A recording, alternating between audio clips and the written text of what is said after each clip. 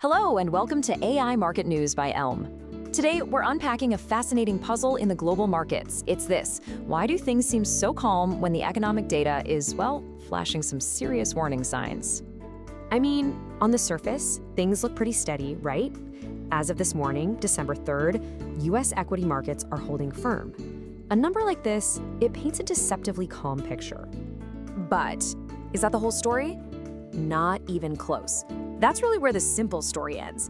Because when we look just a little bit closer, there's this huge disconnect that pops up between what the markets are signaling and what the economic data is actually telling us. So let's get into this great market disconnect.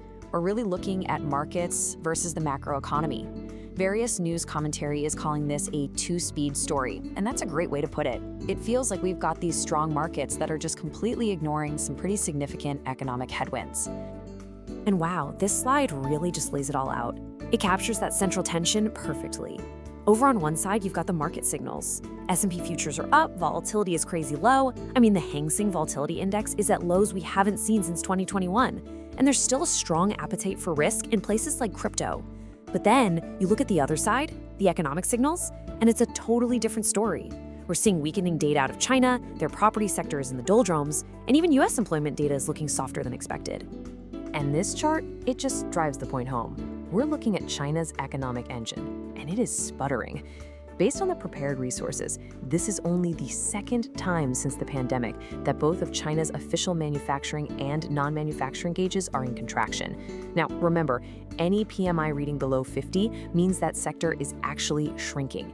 And this is a big deal because a slowing China has a ripple effect on global supply chains and demand for goods from, well, everywhere, including the US and Europe. Okay, so let's shift gears and take a deep dive into currencies, because if you thought the story was complex already, well, it gets even more interesting here. So here's the twist. Despite all those economic challenges we just talked about, China's currency, the renminbi, is showing remarkable strength.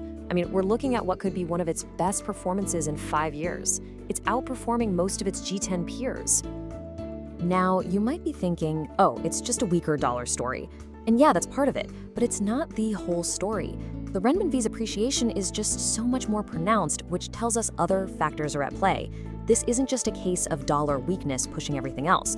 The renminbi has its own unique story of strength right now. And this is where things get really interesting, especially for bond watchers. We're seeing a major shift in Asian bond yields. Take a look at this. For the first time in quite a while, Japanese 10-year bonds are actually offering a higher nominal yield than Chinese bonds. That is a huge deal. It's a major shift that reflects two very, very different economic outlooks and policy paths for two of Asia's biggest economies.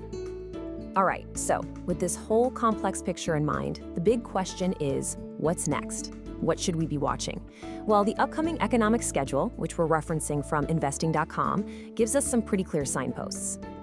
The next couple of weeks are absolutely packed. We've got key central bank meetings on the horizon. We're talking about the US Federal Reserve, the European Central Bank, and the Bank of Japan.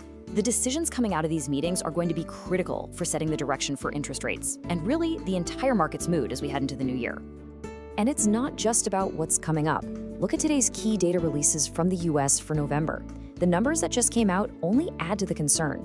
The ADP non-farm employment report, wow, it came in way, way below forecasts. And the ISM non-manufacturing PMI also missed the mark.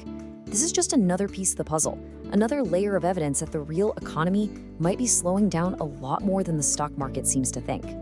So all of this leaves us with the big multi-trillion-dollar question for the end of the year, doesn't it? Will economic gravity finally catch up to the markets? Or can this buoyant, almost disconnected sentiment actually continue into 2026? It's a real cliffhanger. This video is automatically generated by NotebookLM, an AI-powered tool. The reference sources used in the summary are listed in the video description. As this content is AI-generated, there may be errors in proper names, pronunciation, or unnatural speech. This video does not provide investment or trading advice. Please make investment decisions at your own discretion. Thanks for watching. Don't forget to like and subscribe.